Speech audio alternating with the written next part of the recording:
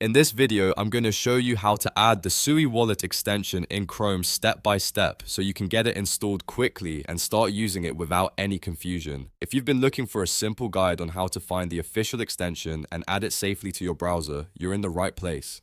This is a quick tutorial, but I'll walk you through every click so you can follow along easily. And before we begin, if this video helps you out, make sure to hit the like button and subscribe for more easy software tutorials just like this. Alright, let's jump in.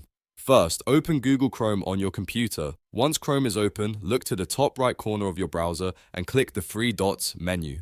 This is where Chrome keeps its main settings and tools. After that, hover over the extensions option. A small menu should appear, and from there, click on for Visit Chrome Web Store. This will take you to the official store where you can search for browser extensions safely. Now that you're in the Chrome Web Store, use the search bar and type Sui Wallet. You want to make sure you're choosing the correct extension, so take a moment to check the results carefully.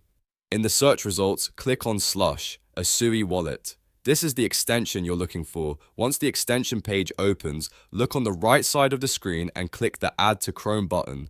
After you click that, Chrome will show a permissions pop-up. This is completely normal, and it's where the extension asks for access it needs to work properly. Take a quick moment to review the requested permissions, and if everything looks good, click Add extension. Chrome will now download and install the wallet extension for you. After a few seconds, the Sui Wallet extension should be added to your browser and you'll be ready to pin it, open it, and start setting it up for use. That's all there is to it. You've now successfully added the Sui Wallet extension in Chrome in just a few simple steps. If this tutorial helped, please give it a like, subscribe for more helpful guides, and leave a comment if you want to see more crypto wallet setup videos.